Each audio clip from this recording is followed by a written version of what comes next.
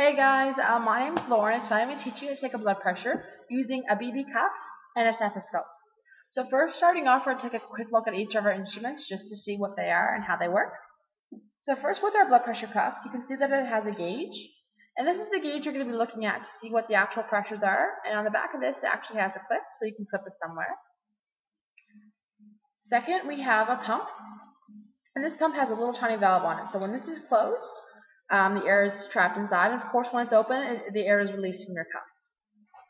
And thirdly, you have the actual cuff itself. And something to remember about these is these run in all different sizes. So this is actually an adult size, and this right here is the size of about a child size. So it's much, much smaller.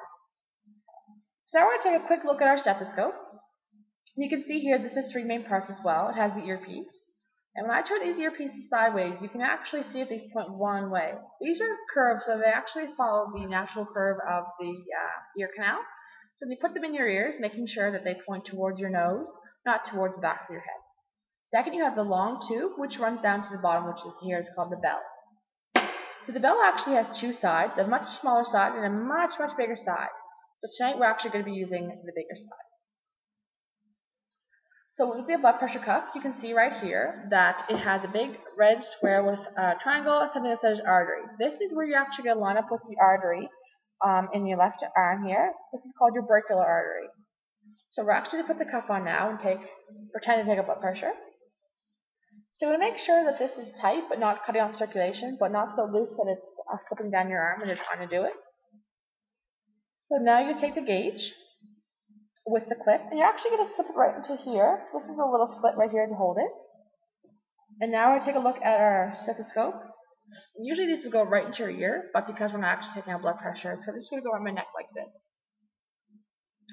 Now, holding your bell with the fingers on the outside, not on the top, you're going to feel around and listen for your pulse right in there.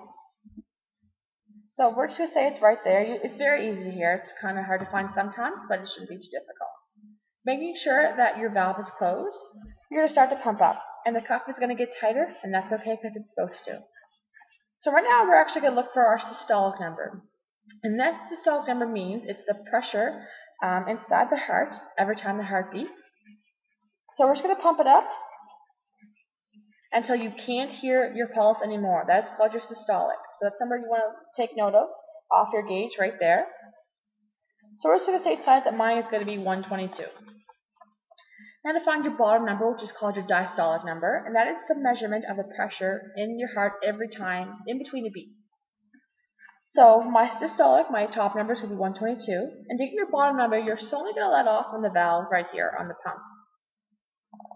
And by doing that, you're releasing the air to your cuff, and you can still, again, you're going to start listening for that pulse again. And all the way down, you'll be able to hear it until you get to the bottom around 80, between 60 and 80. There's going to be a point when you can't hear it anymore. So you would take note of that number, and that's going to be your bottom number. So in this case, we're just going to say mine is 82. So right now, my blood pressure is 122/82, which is very good because the standard one for a healthy adult is 120/80. So I'm doing good. So we put that down there, and then a few key things you need to remember while taking a blood pressure in a non-emergency situation is you want to make sure that your patient is rested and not just finished running up a couple of flights of stairs or walking in off the street from doing a run. You want to make sure they're rested for a good 10 minutes and the heart isn't pounding under the chest. Second, you want to make sure that the patient's legs and ankles are not crossed. You want their feet firmly on the ground. So throughout this whole time, my feet have been firmly on the ground. Okay, guys. Hope you learned something. Talk to you guys later.